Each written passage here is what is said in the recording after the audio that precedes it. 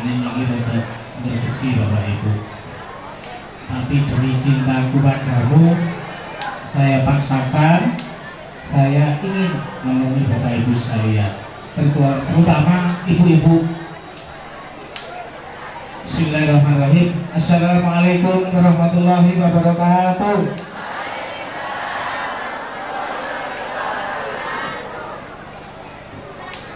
Alhamdulillah, alhamdulillahirabbil alamin wa bihi nasta'in ala umuri dunya waddin.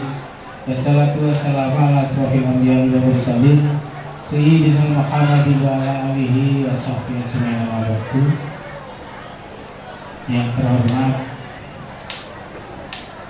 Al-Mukarram Bapak Kiai Imam Sibawe, mohon maaf Gus, dulu manggilnya Gus. Yang terhormat para tokoh agama, tokoh masyarakat, yang terhormat Ketua Pondok Pesantren Darussalamah, yang saya hormati para perangkat desa yang mohon maaf tidak bisa saya sebutkan satu persatu, yang saya hormati para ustadz, para kiai, Bapak Haji Bu Haja, yang saya hormati bapak-bapak jamaah sekalian, ibu-ibu sekalian yang mohon maaf tidak bisa saya sebutkan satu persatu. Bapak Ibu saudara sekalian, pertama kali marilah kita panjatkan puji syukur kehadirat Allah Subhanahu wa taala yang mana hingga siang ini kita masih diberi kesehatan, kenikmatan, sehingga kita bisa berkumpul di tempat yang sangat mulia ini guna untuk mendapatkan ilmu yang nantinya akan kita peroleh dari Al-Muharram kita. Yang kedua, selawat serta salam marilah kita sanjungkan kepada junjungan kita Nabi Agung Muhammad Sallallahu Alaihi Wasallam yang kita tunggu syafaatnya baik di dunia ataupun di akhirat kelak. Bapak Ibu saudara sekalian, tidak banyak yang saya sampaikan. Yang jelas kami atas nama pemerintah desa sangat mendukung penuh dengan kegiatan ini. Karena apa? Bapak Ibu perlu ketahui, kegiatan seperti ini adalah merupakan rambu-rambu kita, merupakan rem kita di kehidupan di dunia ini. Bapak Ibu sekalian, saya berpesan, di tempat kita, di sekeliling kita sudah banyak pesantren-pesantren. Jadi alangkah bagusnya putra putri Bapak Ibu sekalian dimasukkan ke pesantren. Karena apa Bapak Ibu? Di pesantren kita mendapat dua pendidikan sekaligus, baik itu pendidikan dunia secara umum, pendidikan akhirat kita mendapatkan. Jadi Bapak Ibu sekalian, jangan dilihat keren atau tidak kerennya, tetapi ini merupakan jalan kita yang jelas membantu, membimbing, mendidik anak-anak kita. Karena Bapak Ibu tahu sekarang di era digital ini merupakan perang Bapak Ibu. Dari percaya karo mboten nek sakniki iki perang. Perang kalih nopo? Perang kalih HP. Pirsa nggih. Sekarang anak kecil saja umur setahun kalau nangis diputarkan HP dia. Lah kok lek anak dhewe wis kecanduan HP. Kayak terus piye? Dadi anak dhewe nurut HP. Oleh karena itu kanggo ngerem anaknya kudu dipondokne. Anak pangannya supaya mondok Pak, tapi orang nutup balik. Memang berat Bapak Ibu, tapi itulah ujian dunia. Saya harap Bapak Ibu mengantarkan putra putrinya ke pondok pesantren, baik itu di sini ataupun di Lampung, dimanapun berada. Karena saya pesan, begitu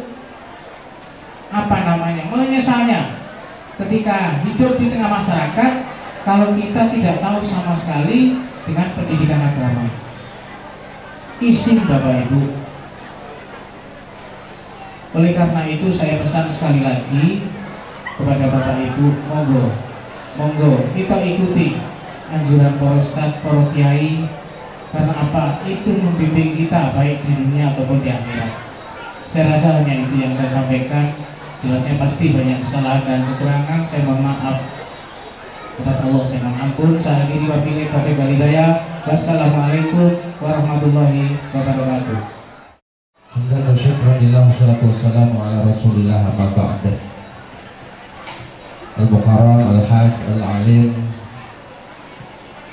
Kiai Haji Imam Sibaweh SHIM SY, satu kehormatan nafa'an Allah wabarakati ulumihi, yang kita hormati Al-Hajj Yai Ali Syadikin, pengasuh Pondok Pesantren Darussalamah, yang kita hormati Bapak Kepala Desa, Bapak Tumar, serta jajaran lintas tempat hadir di sini, anggota Polri dari Polsek Muara Klingi yang kita hormati, siap Komandan, hadir dari anggota TNI dan Ramil Muara Klingi, siap Komandan, tokoh agama, tokoh masyarakat, para yai, sesepuh, bini sepuh, santriwan, santriwati yang diwisuda dan yang belum diwisuda semuanya, wali santri semuanya, hadirin hadirat yang dimuliakan Allah, terkhusus Al-Mukarramah, yakni Mbah Hajah Waliyem yang merupakan istri dari almarhum Mbah Haji Jimin Wardianto, pendiri dan sekaligus pewakaf daripada tanah pondok pesantren ini. Minta doa satu Fatihah kepada almarhum Mbah Haji Jimin yang sudah pulang ke alam barzah, dan minta doa juga satu Fatihah lagi nanti untuk putri Mbah Haji Jimin yang saat ini Mbak Aisyah dalam kondisi sakit, ada di rumah sakit Aisyah Lubulinggo, khususan ruh almarhum Haji Jimin Wardianto. Al-Fatihah. A'udzubillahi minasyaitonirrajim. Bismillahirrahmanirrahim. Alhamdulillahirabbil alamin arrahmanir rahim maliki yaumiddin. Iyyaka na'budu wa iyyaka nasta'in. Ihdinas siratal mustaqim. Shiratal ladzina an'amta 'alaihim ghairil maghdubi 'alaihim waladdallin.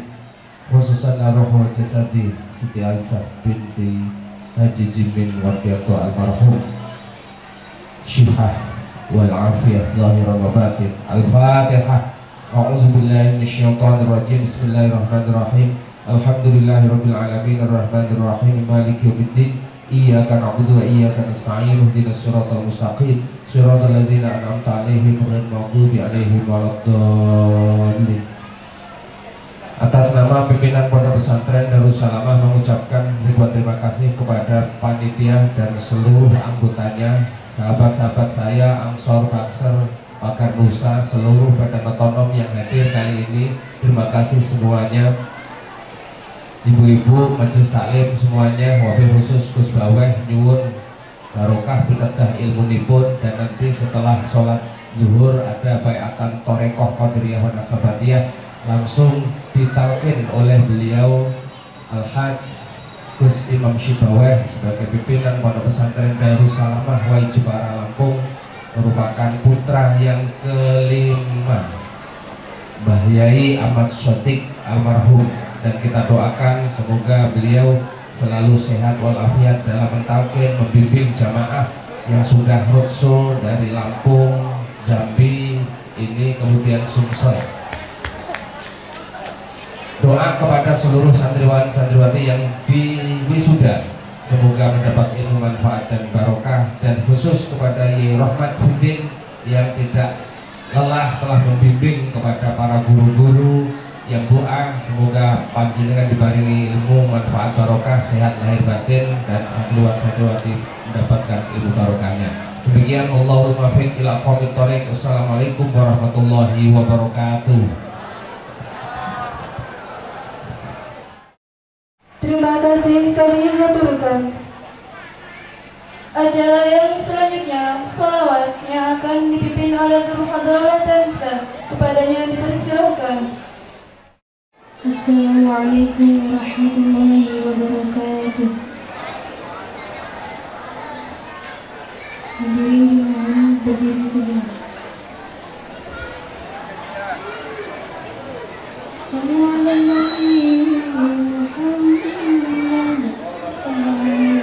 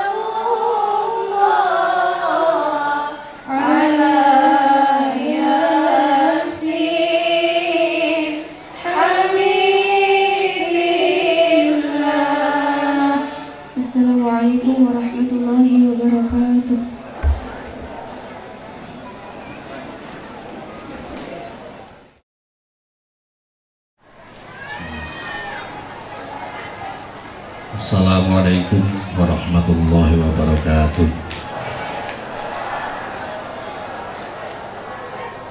Bismillah walhamdulillah wassalatu wassalamu ala rasulillah wa man tabi'ahu min ahli sunnah wal jamaah. Amma ba'du.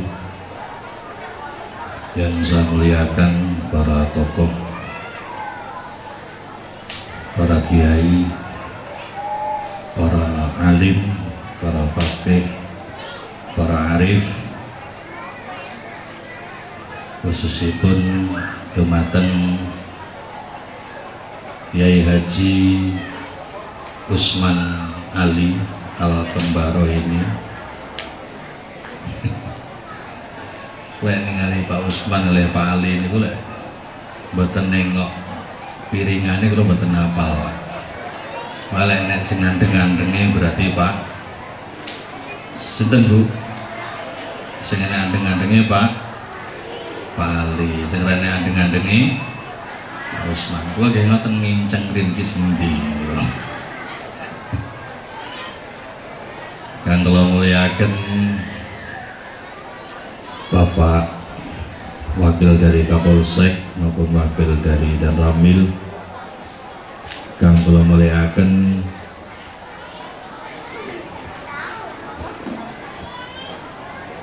Bapak Lurah beserta jajarannya,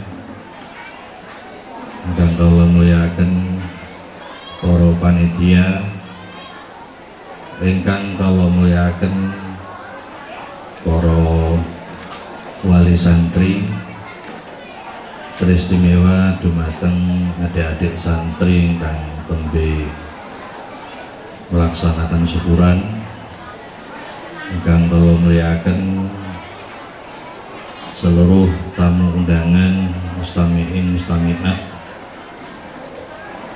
boten dinyono-nyono dina niki kula saged mriki niki pun muter kula enten meh 15 dina awit saking Lampung Timur, Lampung Tengah, dugi Tulang Bawang, terus sampai dugi Palembang Banyuasin, wingi pun dugi Jambi, wau dalu umbah-umbah teng Trawas. Kayak jamaah tabligh Pak umbah-umbah bareng. Ombe dalu 10:30 dugi mriki. Kula nderek seneng ingkang menapa yoga-yoga kula panjenengan punika saged ngatamne metode yang bukan, metode membaca Quran niku kata. Riyen zaman kula metode Al-Baghdadi. Niku lek maca Fatihah niku lho saged sebulan, Fatihah tok. Angger wis walau niku disebut terus ditapuk kanan kiri lek cemak ngoten niku mboten dadi. Riyen ngoten niku. Walau huk ditapuk puk ngoten emak. Ngoten niki mboten dadi riyen. Nanti Fatihah sebulan. Sakniki yo gane jenengan nek Fatihah sebulan mungkin kita ono sing ngaos mboten. Nggih. Kula Al-Baghdadi dugi khatam ingkang ngatamaken Mbah Sodik riyen. Niku nggih wonten kakang kula niku namine Toha. Kang kula pas niku kula ngajine tiyang kalih bareng. Niku pas surat Toha niku angger kula muni Toha, kakang kula nyauri no kik selondek tuwil pun meneng le agak mulai malih Toha guyu mulai kik iki ora guyu iki ngaji ora lagi guyu selondekne tir Emutan, abah kula ini waya galak nggih galak. Waya galak nggih galak, tapi abah kula niku romantis. Mbah Sodik niku romantis tiyange. Teng keluarga waya galak nggih galak, waya orang nggih ora. Sebulan sekali niku kula lek sak keluarga niku biasanya kalian Mbah Yai niku dijak tuku bakso. Sak bojone sak anake. Oh, nggih. Bukan bahasa Indonesia. Lo bingung jane bahasa Indonesia itu, karena bahasa Indonesia itu bikin istilahnya susah, meliping, melompong, melempeng, bahasa Indonesianya apa ya? Kayak menengadah no, mendengengekkan kepala, mendengengekkan, ini susah ya. Saya iso-isone nggih. Jadi Mbah Yai Sodik itu termasuk kalau istilah suami itu romantis. 1 bulan sekali, biasanya satu keluarga itu ditraktir bakso biasanya. Nanti kalau pas Agustusan, setahun sekali satu keluarga ditraktir sate biasanya. Jadi makan sate setahun sekali. Kalau sayur terong tiap hari. Kalau sate aslinya itu 1 tahun sekali pas 17 Agustus ki wala ali wasahbi ajmain ikut semua.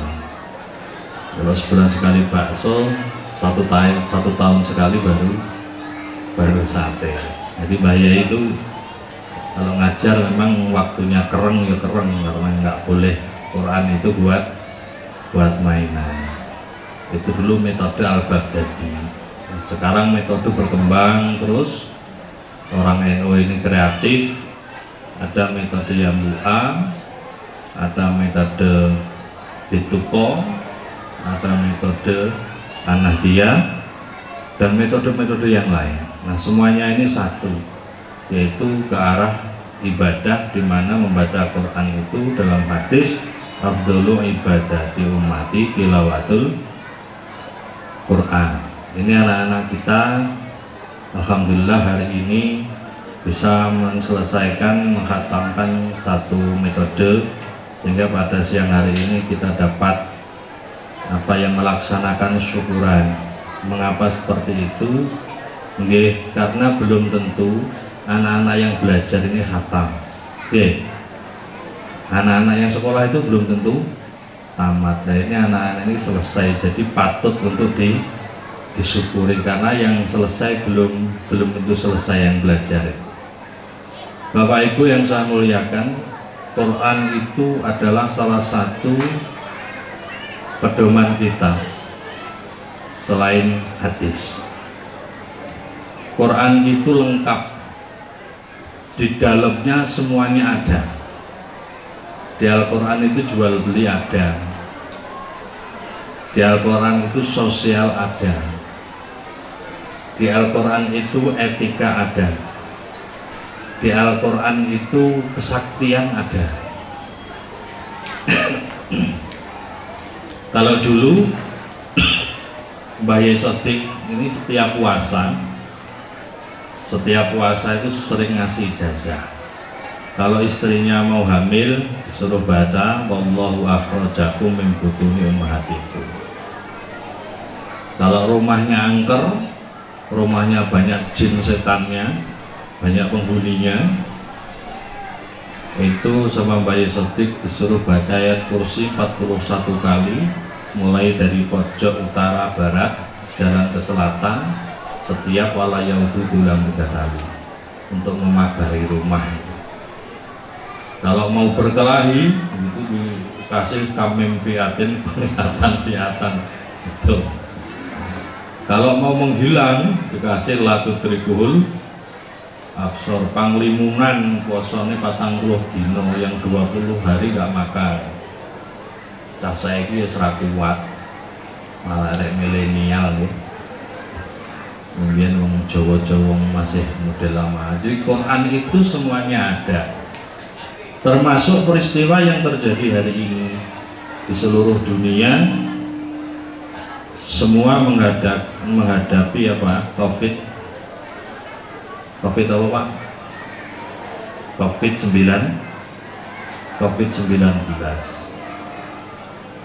Di mana-mana ini, cuman kalau saya lihat memang kayaknya si COVID-19 ini yang desa tetap jarang. Kalau di kota itu saya lihat semua pakai prokes. Nah yang desa wis ora padha nggawe pisan. Nggih. Yang desa kayake wedi harus sawit kok apa. Saat ini kita dalam posisi wabah COVID-19. Apa? COVID-19. Di Quran itu juga ada sebuah cerita, ada nabi yang sakitnya itu sampai 18 tahun.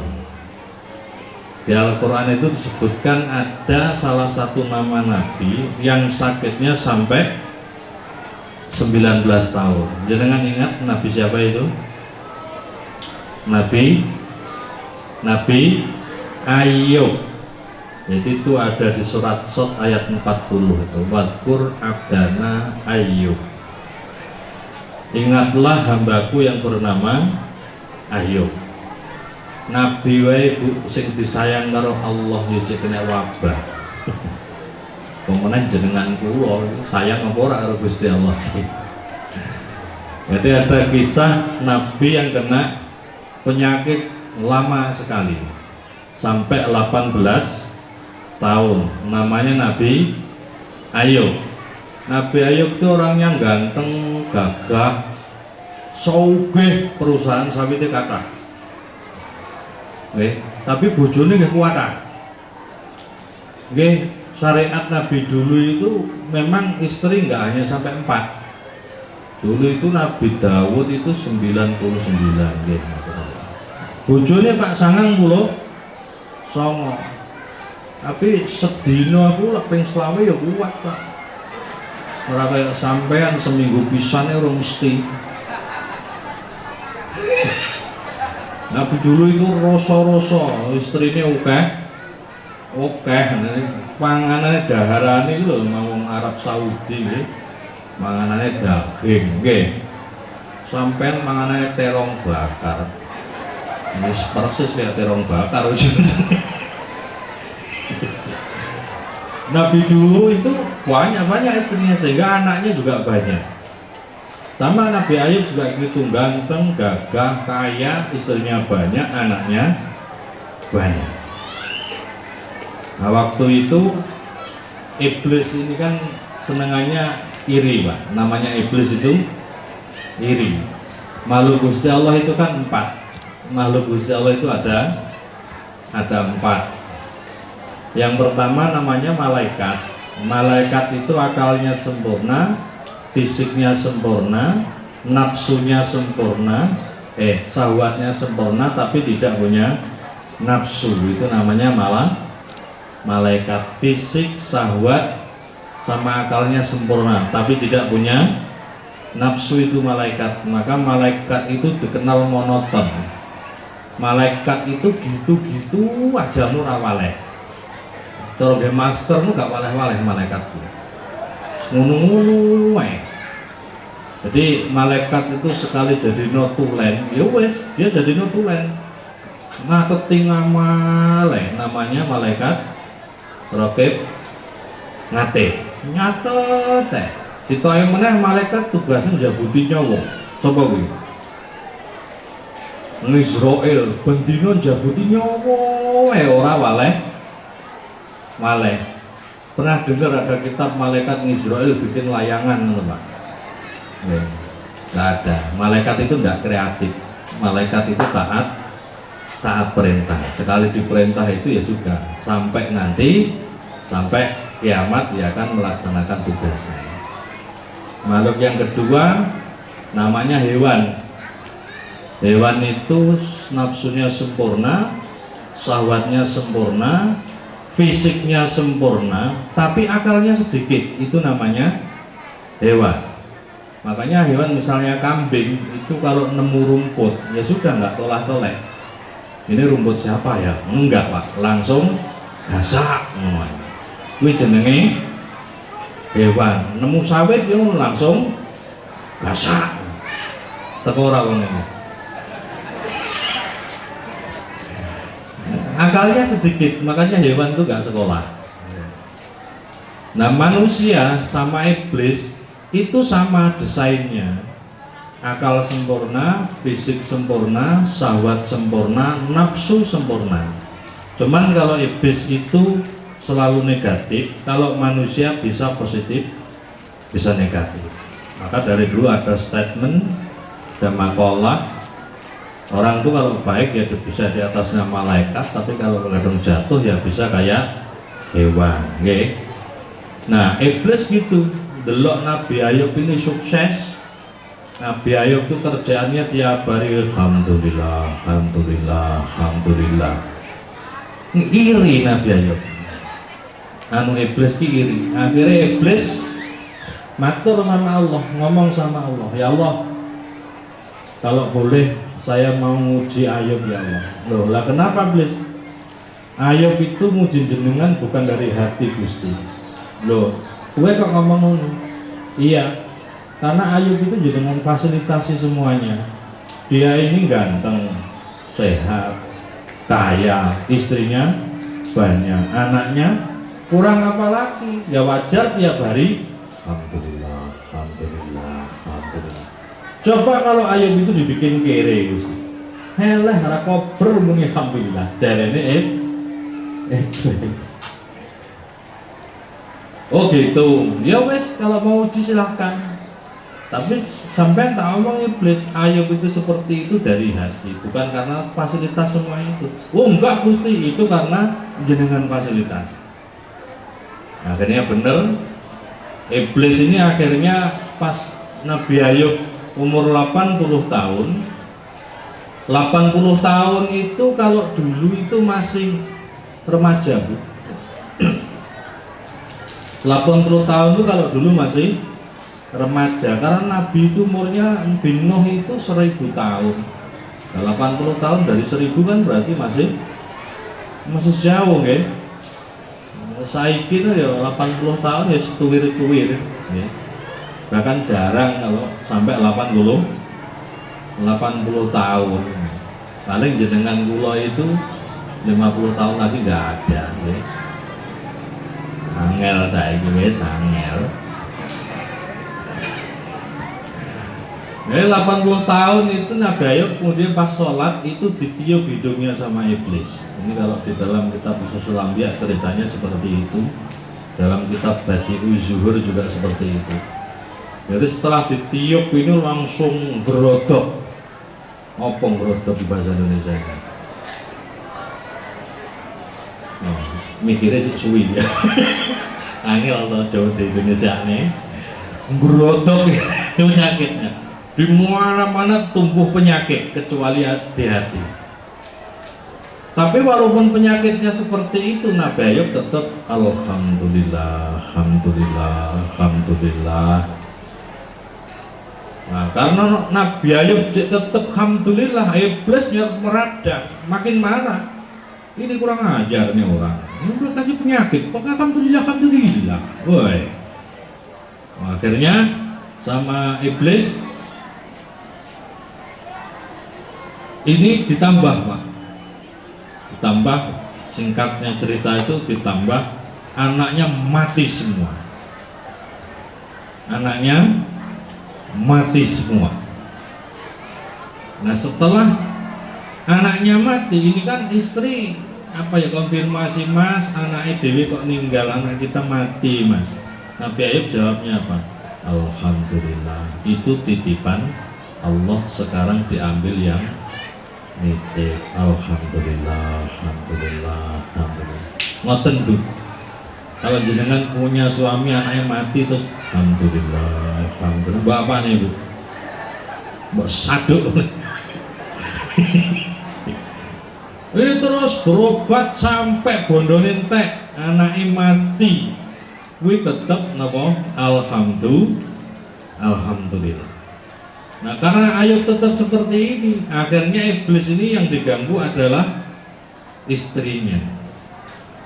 Mbak, mumpung masih muda, masih umur 80 tahun, Ayub lo udah gak punya apa-apa, malah punya virus corona. Itu anak lo mati semua itu karena virus corona. Lo cepet pergi aja mbak daripada ngeramut wong loro sing duwe virus, cepet lunga wae mumpung cek muda, cari ganti yang lain kan masih banyak. Bisik gitu kalau iblis itu.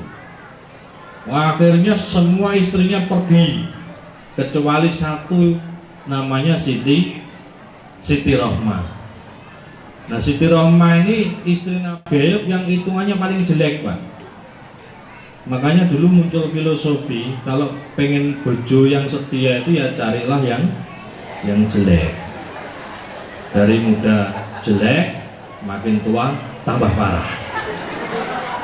Jadi konsisten, tetap jelek. Nanti istrinya semua pergi, tinggal satu namanya Siti Rohmah. Tapi ya tetap Nabi Ayub tetap alhamdulillah. Akhirnya iblis ditegur sama Allah. Lo iblis, itu harta udah nggak ada, anak sudah mati semua, istri pun juga sudah pergi, tinggal satu yang jelek. Kan tetap Ayub itu dari hati. Oh nggak gitu Gusti. Nah terus kamu mau apa lagi? Ya Ayub itu kan wajar kalau tiap hari masih alhamdulillah. Kenapa? Karena Ayub itu masih mulia Gusti. Nah namanya Pak Usman ini walaupun nggak kerja karena mulia, ya tiap hari ada yang bawa gula, bawa teh, bawa rokok. Wajar krono ijek mulia. Ya jadi wajar, siapa yang nggak mau kayak gitu, nggak kerja tiap hari makan. Iso ya alhamdulillah.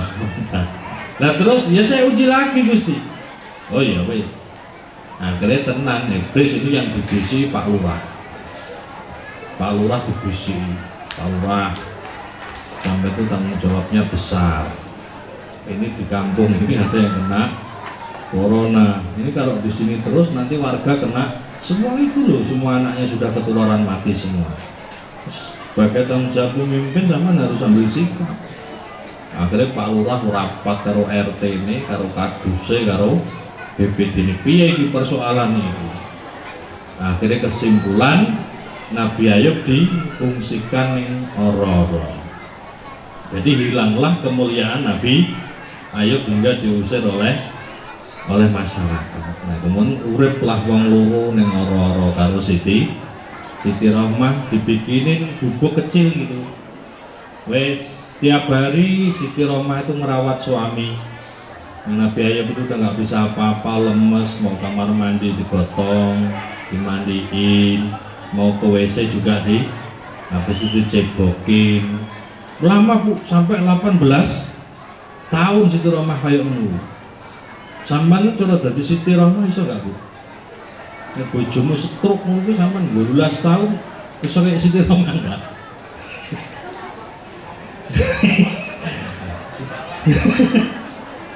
Jadi Siti Rohmah ini lama ngeramut, terus mandiin, nyebokin, waktu makan juga nyuapin. Itu nggak sebentar, 18 tahun.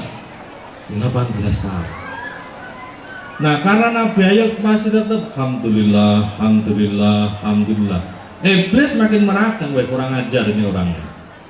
Udah harta hilang, anak mati, istri pergi, semua sekarang udah direndahkan yang lain, masih tetap alhamdulillah. Akhirnya iblis mikir, oh iya, yang namanya orang laki-laki itu kan otaknya 9, yang perempuan itu nafsunya 9 tambah 9 18. Laki-laki itu nafsunya 1, perempuan itu otaknya 1 tambah 1 2 tambah 18. Wah nggak bisa nih kan kalau gini nih, kalau orangnya kompak nggak bisa ini. Tetap alhamdulillah. Akhirnya yang diganggu ini dewi aja, ganggu dewi. Siti Rohmah mulai pengaruh. Habis itu iblis bisiki Rohmah ini terakhir kerja di perusahaan roti. Rohmah ini terakhir kerja di perusahaan roti. Nah, akhirnya datangi juga sama iblis itu manajernya. Bos, nih karyawan lo ini ada yang kena corona nih bos, suaminya bos. Dan nanti kalau kamu nggak ambil sikap bos, ini karyawan ini kena semua nanti bos, perusahaan bisa di lockdown ini. Jadi sampai kalau nggak mau rugi cepet ambil sikap. Makanya tenang, rumah wis rada kena gangguan, karo perusahaan di PHK Siti Rohmah. Akhirnya Siti Rohmah lontang lantung mikir, wah hari ini aku makan opo iki? Karo perusahaan di PHK. Lontang lantung kayak mikir, akhirnya serenek jalan lain, kemudian Siti Rohmah motong rambutnya. Nah, rambutnya diketok, didol, ditukoknya nasi bungkus bu, ditukoknya nasi bungkus. Bawalah pulang sampai rumah itu ya sudah biasa nih, ngedusi, nyewoi, terus bulang.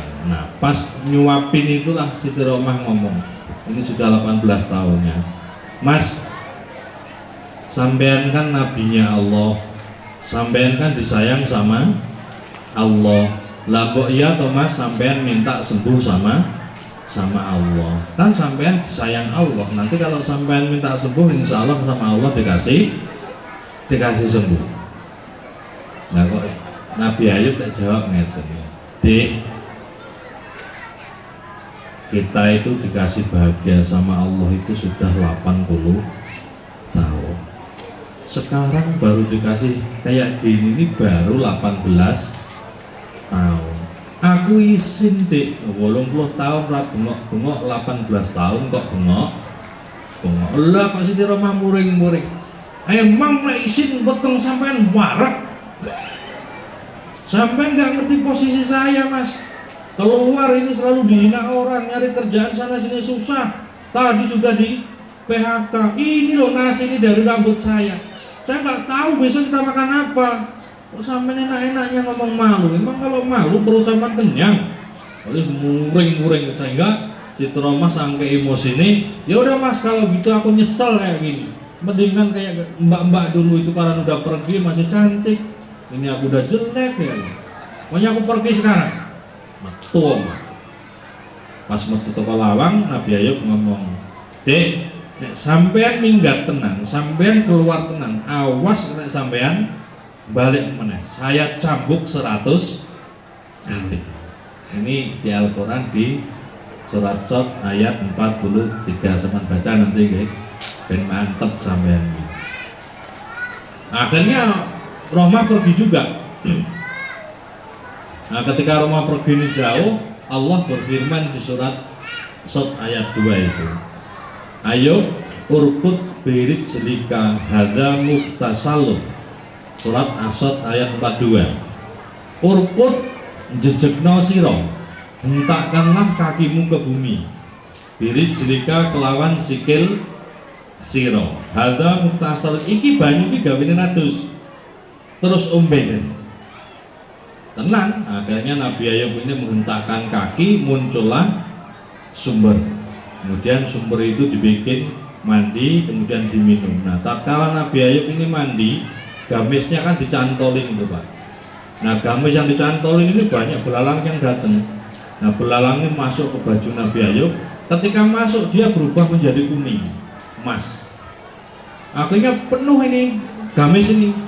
Sehingga kalau dihitung kekayaan yang emas jadi belalang tadi, itu kalau dihitung dengan kekayaan Nabi Ayub sebelumnya, itu 4 kali lipat lebih banyak sekarang.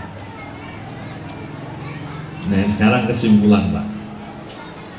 Kesimpulannya, sabar itu pasti mendapatkan hasil. Sabar itu subur. Akhirnya Nabi Ayub sembuh. Nah setelah mandi ganti pakaian, Nabi Ayub ambil belalang 1, kemudian ke pasar jual belalang emas itu. Setelah dapat uang, Nabi Ayub beli baju yang baru-baru, kemudian dipakai. Setelah dipakai ini pulang ke rumah. Nah sementara Siti Rohmah yang jalan-jalan tadi mikir lagi, iya ya kok goblok banget aku ya. Kenapa aku minggat dalam posisi jelek kayak gini? Udah nggak cantik, rambutnya nggak punya, pakaian compang camping. Goblok banget aku, ngapain nggak dari dulu? Wah, kasihan juga sama Mas Ayub. Siapa yang kasih makan hari ini? Sudahlah, aku tak balik lagi lah. Pokoknya mati hidup bareng sama Mas Ayub. Akhirnya dia pulang, klitih. Apa klitih bahasa Indonesia ini?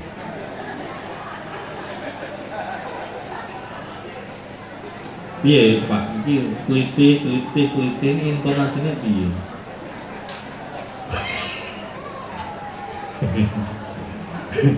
Pulang sampai ke gubuk, kaget si Roman. Loh, mana Mas Ayub kok nggak ada? Ini mana ada orang lain, ganteng banget, siapa ini di rumah ini? Nabi Ayub pakaiannya nyarus beratus, penyakitnya hilang semua, tapi ganteng. Si Roman dari depan nggak berani masuk, ini malah ada orang lain. Mana Mas Ayub? Muter di rumah itu. Cari-cari nggak ketemu.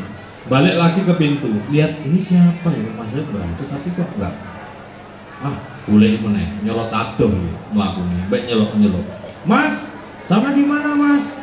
Mas Ayub, ini Rahma Mas. Muter enggak ketemu, balik meneh neng gubuk. Nah, yang ketiga ini baru Nabi Ayub senyum lengeng.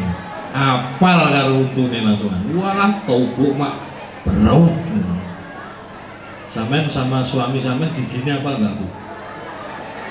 Kuning atau putih Bu? Wes kurang ngerti Nabi Ayub langsung dirangkul. Ya, kok bisa kayak gini Mas, ini ceritanya gimana? Gimana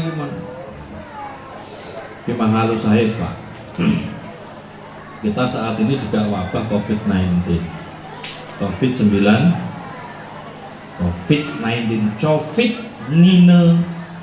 Tina tulisannya. Bahasa Inggris kok munafik banget. Tulisannya kalau bacaannya nggak sama. I love you tulisannya yo I love Yahoo. Nggih. Come here. Macane tampil. Tulisannya Dunkin Dunaut. Nggih. Nanti maca asline tulisannya Dunkin Dunaut niku. Macane Dunkin Donat. Ini kayak kalau penyakitnya jenenge copit. Tina nggih. 19 nggih. Iku apa? 19 nggih. Ini kayak ngoten. Jadi kesimpulan sama cerita Nabi Ayub ini apa? Yang pertama, sekelas Nabi aja masih dikasih penyakit tuh. Orang yang disayang sama Allah satu. Yang kedua, sekelas Nabi, orang yang disayang Allah masih disuruh usaha, kon menghentakkan kaki, kon mandi, kon minum. Padahal Allah itu kan bisa idza arada kula syai'in kun fayakun. Sekelas Nabi aja masih usaha, masa sekelas dewi ini alah corona waya kena ya kena ora ya ora iki cap apa Nabi wae di ngono ngene kok nggih disuruh usaha dulu kok enggak langsung kun fayakun kok. Yang ketiga sakit yang 18 tahun itu sembuh hanya dengan media kaki. Artinya sampean suruh sering ngelitih kesawitan gunane kaki, gampang ngelitih jondekem meneng di rumah.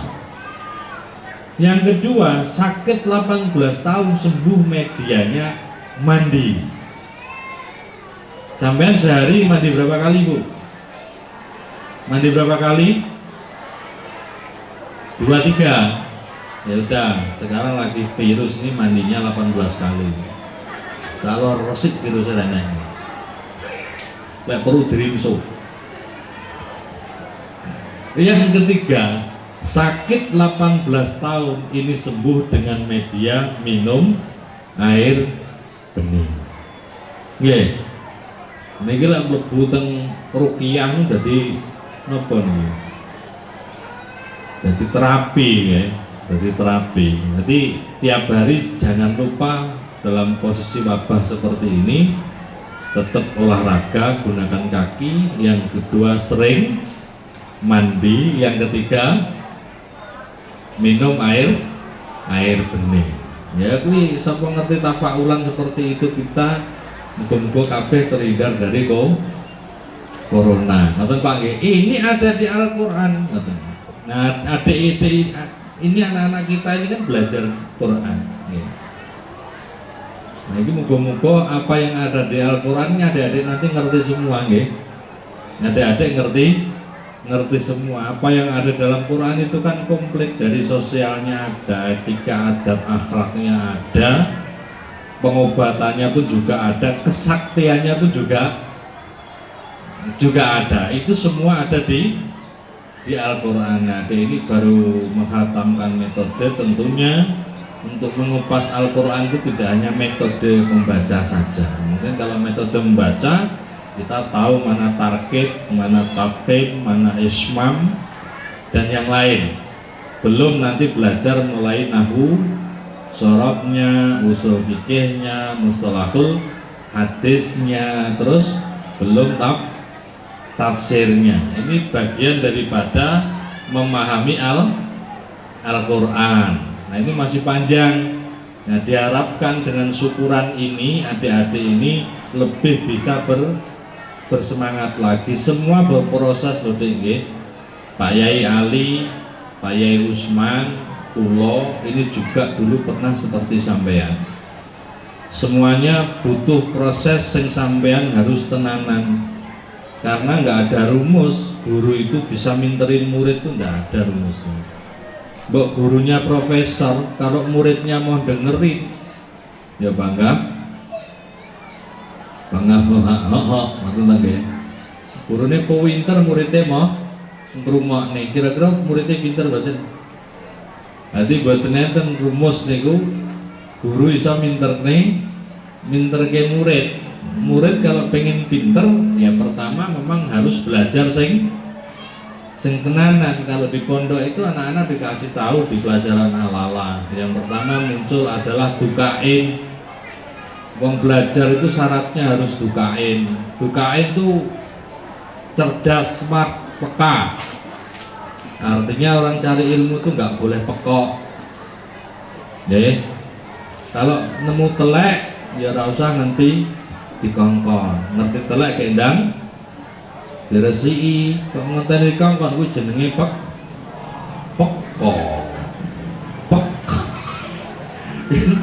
Biasanya tekan omah, emaknya ini piringnya kotor semua juga kudu dikongkon. Ora dikongkon ya ora gelem isah ujung-ujungnya pekok. Nah, orang cari ilmu ini Bapak santri, ini pertama syaratnya peka, smart, cerdas, ngerti kebutuhannya kayak ndang dikerjakan. Ini sapa wae nek iso duwe dukain dan melekat kepada jenengan ini termasuk nanti adalah orang-orang yang paling dibutuhkan. Sapa sing gak seneng duwe pasangan peka? Sapa sing pengen duwe pasangan pekok lah rene? Jadi kalau jenengan dari sekarang itu mau latihan peka, sampai besok bakal dicari orang. Nah, wong pekok wis oke. Ya. Sampai kalau jadi orang yang peka bakal banyak yang nyari. Sampai kalau jadi orang yang spesial dan nanti layak mendapatkan yang spesial, karena yang spesial patut mendapat yang spesial. Adik-adik santri sama dulu nih, zaman belajar di pondok harus peka, tidak boleh pekok, mesti telek kur dibunteri tok.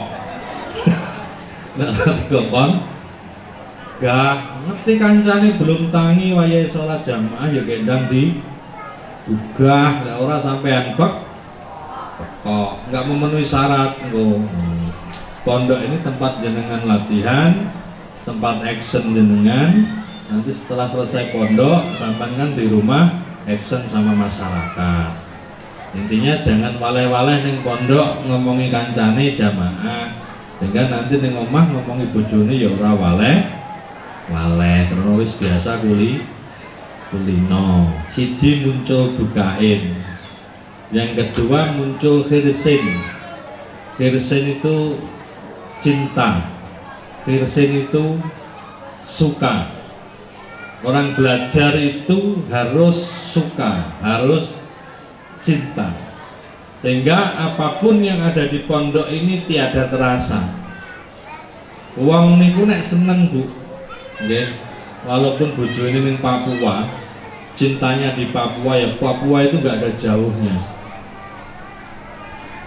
Kalau dia berangkat sama cinta Jambi dalannya kayak ngono kae, apalagi di tengah-tengah sawit itu banyak jenang nom.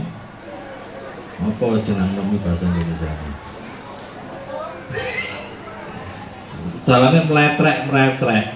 Ya karena nek cintane yang kono ya nggak ada jalan metrek karena ada berangkatnya itu dengan hati. Semakin ketemu dengan yang dicintai maka semakin ayem. Nah ini syarat bagi orang mencari ilmu. Semakin sinau karo pelajaran ini berarti semakin ayem, semakin senang. Jari ini belajar waktunya 24 jam, belajar berpatang jam baru turu. Orang ngerti wayah. Kan semua itu punya wayah toh nggih. Wayah merem, aja diwalak-walik, wayah melek malah merem. Wayah ngaji ini wayah melek napa merem? Lah kok kowe nek sing merem? Kabeh itu harus diwayahkan. Apa diwayahnya? Tempatkan sesuatu pada tempatnya. Wayai turu yo turu, wayai madang juga makan, wayai apa santai yo, santai jangan dibulak-balik. Nah ini yang kedua adalah cinta. Semakin sampean ngaji, sampean semakin betah. Lakukan ngaji itu dengan sepenuh hati, dan ini akan nanti sampean pakai. Kalau sampean nanti wis rabi, sampean sudah beristri, sampean sudah punya suami, melakukan sesuatu dengan sepenuh hati ini perlu. Kisah-kisah juga sepenuh hati. Nggih. Umbah-umbah juga sepenuh hati. Jadi sedino full kegiatan itu enggak enak keseli. Karena apa? Sepenuh hati. Cinta pekerjaannya itu cinta. Nah, ini juga harus belajar dari pondok kayak ngono. Sinaune sepenuh hati, ngajinya sepenuh. Mulai sampean kuwi dadi balik rabi karo sapa, sampean dibutuhkan banget mendalami apa-apa ya kerja sepenuh hati, isa-isa sepenuh. Mulai wis rabi itu sulit loh, rabi itu sensitif. Nggih. Wis di bojo iki sensitif, soalnya bojo itu duduk wong liya. Bojo itu bukan konco, bojo itu bukan orang wong tua, gitu nggih. Bojo itu bukan babu. Bojo itu bukan anak. Jadi ngomong karo bojo ki wangel. Cara bahasa Jawane garwa nggih. Setahe begar, setahe dawa. Bojo ki ya bojo. Makanya dengan bojo itu kalimatnya sensitif. Nah misalnya aku gawekno wedang, ini sebaya berarti aku babumu kuwi ngomong beda. Kabeh kerjakan sepenuh hati, jadi umbah-umbah sedina kerja ning sawitan, sedina balik ya ora ngeluh. Lah padha-padha ngeluhe kabeh lho punya ngeluh, sing ladang ya punya keluhan, sing ning omah ya duwe keluhan atau umbah-umbah masak sedina.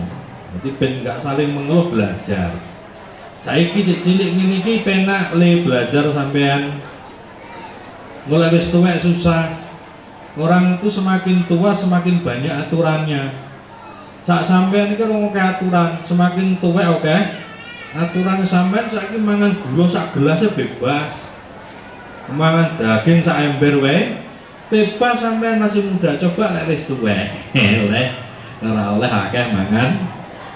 Lho, engko sebabe DM, diabetes mellitus kencing manis. Ora oleh mangan daging oke. Engko soalé darah tinggi, terus kolesterol, terus stroke. Nah cilik-cilik belum banyak aturan, sing tuwek iki lho kan aturan. Nah lek sing cilik-cilik iki gak manut aturan, nanti tuweke diatur ya angel. Enggak oleh mangan gula, eleh obat. Enggak oleh mangan daging, alah obat. Angel, terus memang niku mesti angel wis soalnya. Nah ini belajar adik-adik ini masih di pondok ini. Jadi dukain wakhir sen. Terus wastibarin, ini syarat orang belajar itu harus sabar. Sabar itu oke hikmai. Sabar itu kalau definisinya ini kan menahan, Bung ya. Sabar itu takrifnya itu menahan. Jenengan ini kan wah Gus Baweh iki ngomong wis jam 12 kliwat orang ndang wis. Sampeyan tahan-tahan iku jenenge sabar. Sampeyan karo konsentrasi susu akhirnya ngantuk. Nggih. Iku konsentrasi kira sampeyan. Orang itu kalau konsentrasi ini energinya banyak yang berkurang. Kalau nanti energinya sedikit, itu oksigen kirim ke otak itu semakin lamban. Nah, akibat oksigen itu semakin lambang, biasanya mulutnya protes. Sing turu-turu kayak oksigen mentek. Oksigen mentek. Berarti sabar ya. Nah, ini sabar juga kepake nanti sampean iso sabar. Nanti kalau sudah punya istri, punya suami, sabar itu digawe. Enek apa-apa sabar.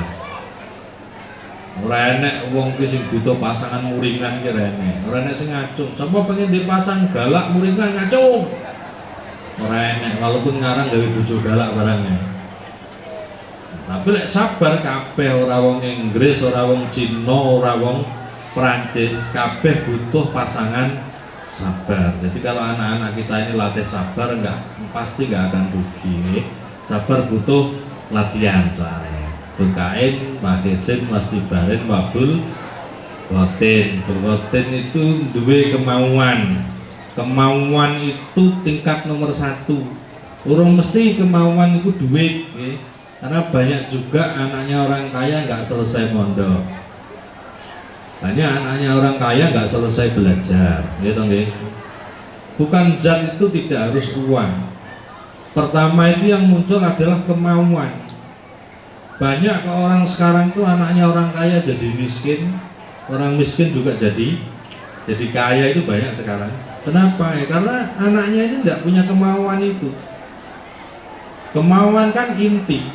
Mulane wong biyen itu di statement keyakinan adalah salah satu keberhasilan. Anak wong sugih modalnya miliaran, modalnya wakeh ku saiki dadi misale tukang apa luru singkong, tukang ngasak itu bahasa Indonesia apa? Ada itu, padahal dulu modalnya miliaran Pak. Nah ada lagi orang yang nggak punya apa-apa, modalnya berhutang, saiki jadi bos. Jadi modal utama itu kemauan. Anak juga begitu. Tadi sudah saya sampaikan nggak ada guru bisa minterin murid. Kalau anak-anak minat belajarnya ini kurang, ya wes diajari sopo ya nggak pekok. Karena nggak punya kemauan untuk pintar, untuk belajar. Orang ini kalau mau jadi benar, ya ini kemauan jadi benernya harus banyak dulu, baru pena, ya. Pena. Dukai wakhirsin wastibaran wabul batin wa irisadil ustadi. Terusnya adalah petunjuk guru. Ini kalau istilah ilmu etika, ilmu hikam, ilmu ihya, guru itu satu-satunya. Arep apa-apa ngomong guru pemenang wis ngomong thariqah nggih. Thariqah nanti setelah ini ada baiat thariqah ini nanti bagi sing gelem, sing ora gelem ya ora apa-apa nggih. Wong thariqah orang zikir itu tidak harus baiat, enggak Bu. Orang zikir itu anggar maca la ilaha illallah, la ilaha illallah ganjarane akeh. Sepintalan Pak.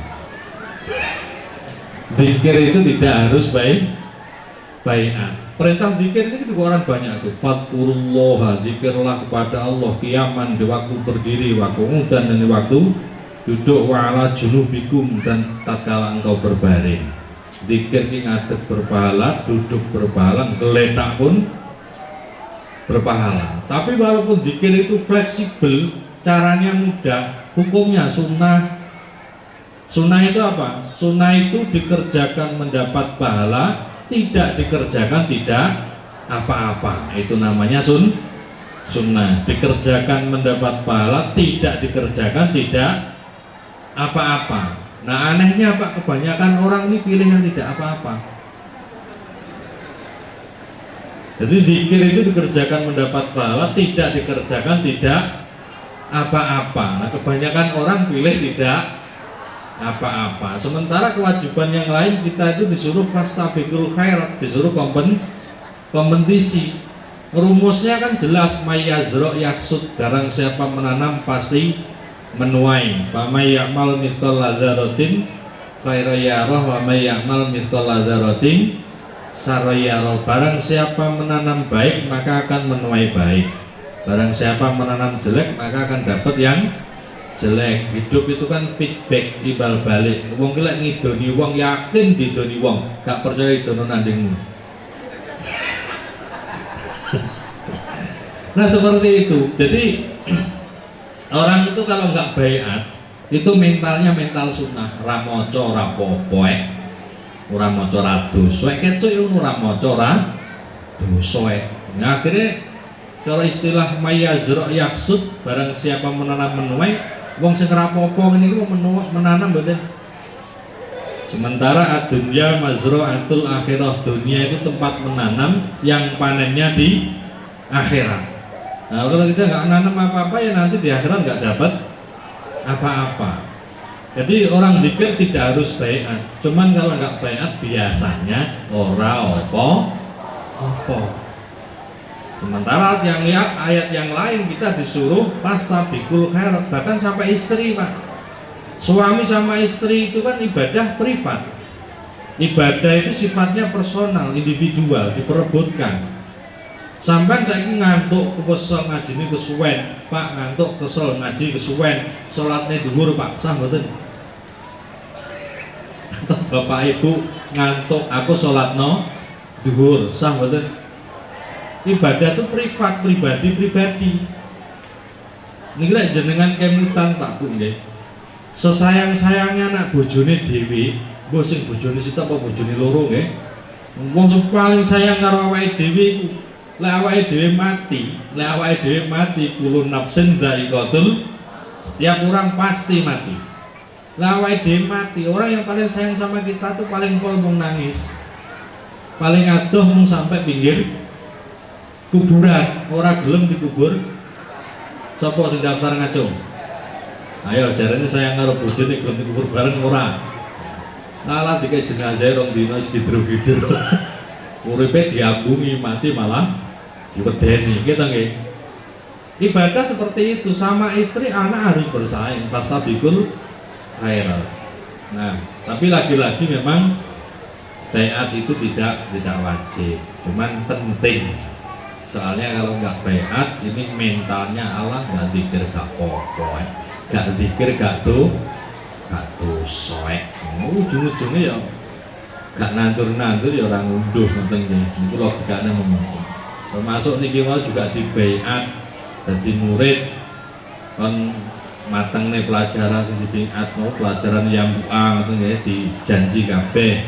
Niki para siswa julali sampean wis janji. Baiat itu kan berkembang saat itu budi-budi nggih napa-napa baiat. Baiat itu sebetulnya ada dari zaman Nabi.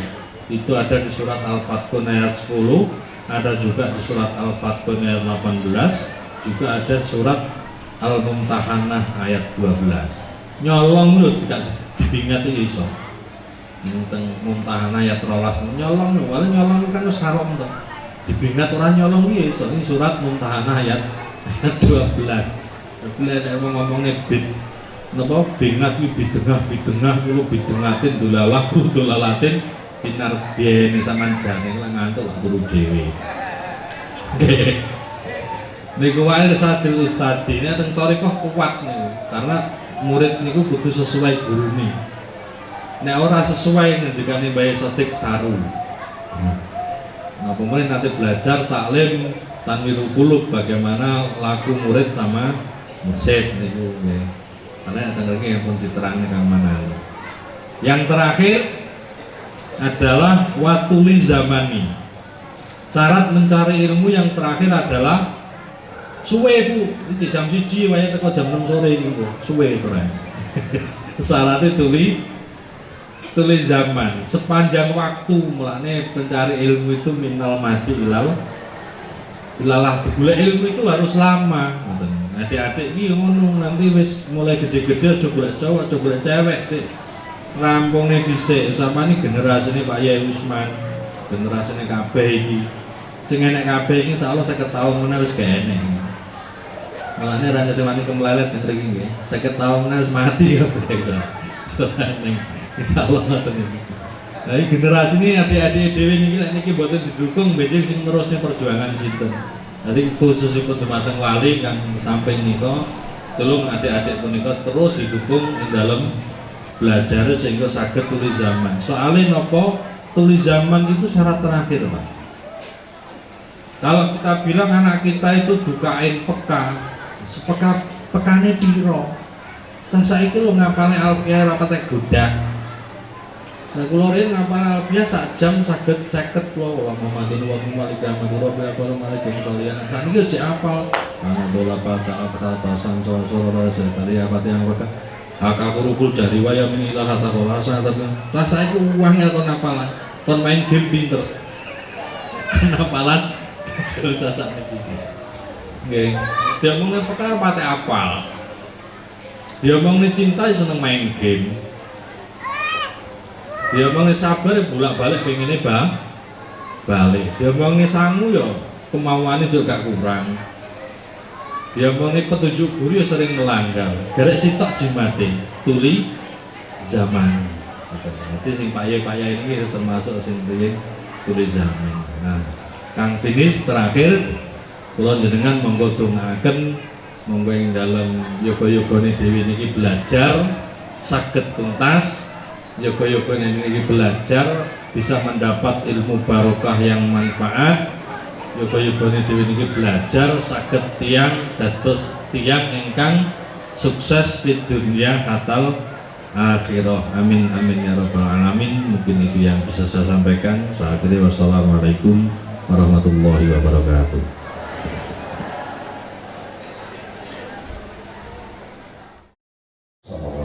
Al-Fatihah.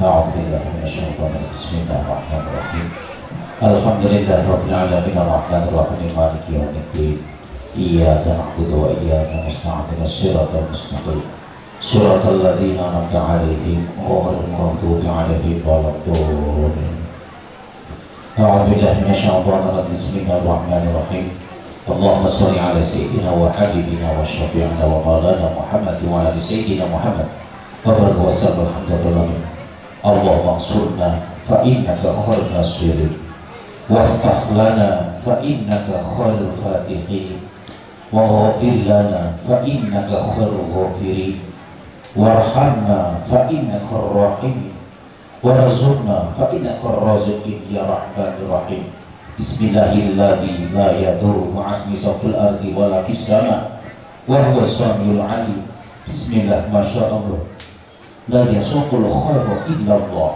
بسم الله ما شاء الله لا يسوق إلا الله بسم الله ما شاء الله ما كان nothing فمن الله بسم الله ما شاء الله لا يأتي بالحسنة الله بسم الله ما شاء الله لا حول ولا قوة إلا بالله فصدق من قلب الذي لا يموت أبدا ودفعت عنكم سوء بألف ألف لا حول ولا قوة إلا بالله يا جبار يا جبار يا جبار يا قهار يا رب السليم خذ حقنا وحق المسلمين مما ظلم المسلمين وتعالى المسلمين يا قادر على اللهم ثبتنا بالمعرفة وثبتنا بالتوحيد وثبتنا بالإيمان في دين الإسلام في دار الدنيا إلى الآخرة ربنا آتنا في الدنيا حسنة وفي الآخرة وقنا عذاب النار وصلى الله وسلم عليكم ورحمة الله وبركاته.